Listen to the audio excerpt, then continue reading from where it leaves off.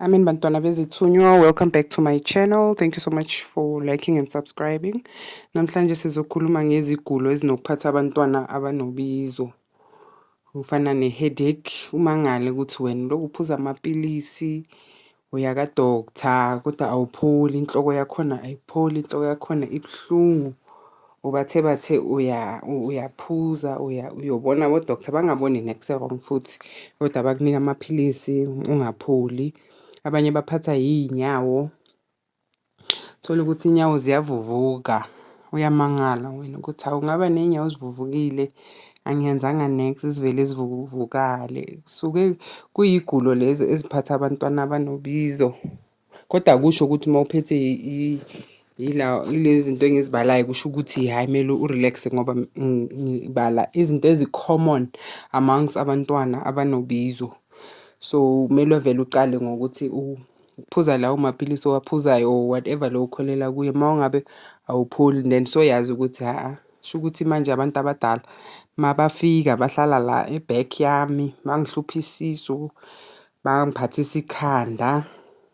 Khona abanye izisu zakho uthi isisu sakho sigcwala umoya noma ufile ngathi khona into ehambayo la kuwe phakathi esiswini ngathi umuntu o-pregnant kanti cha awukuthi ngoba usuke uwumuntu wabantu abadala, ziney'phiwo ezihlukahlukene and so mabasondela kithi unokuphatha yilezi zifo lezi or uma ungakanaki ubizo lakho kuba izigulo ezikuhluphayo lezi obhekana nazo.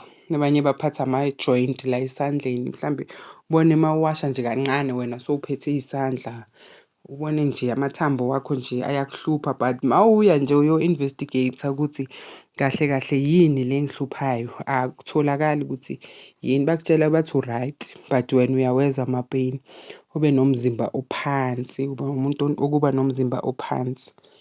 Izinto ezihambelana nokuthi wena umntwana wabantu abadala.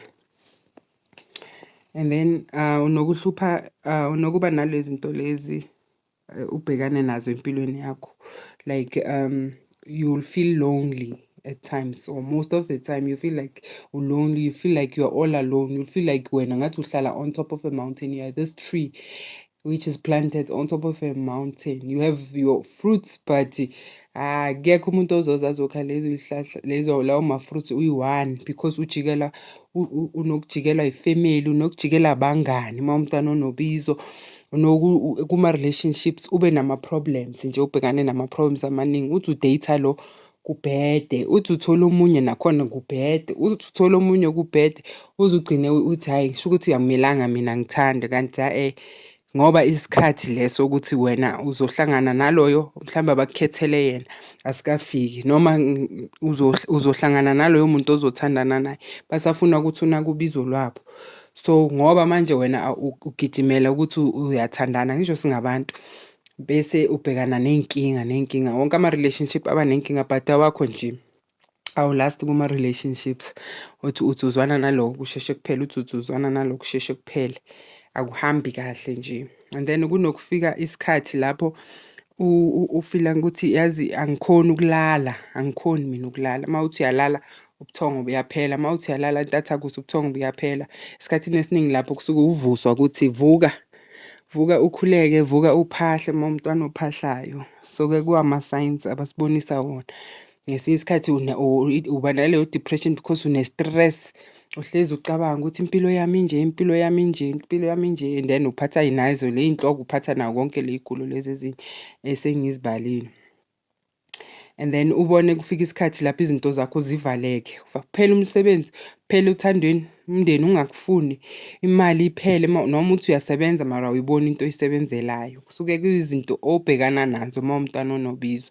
Akusho ukuthi umuntu obhekana nalezo y'nkinga shuthi unobizo, cha, ngithi mina these are the common symptoms and signs obhekana nazo uma umntwana onobizo. Amen.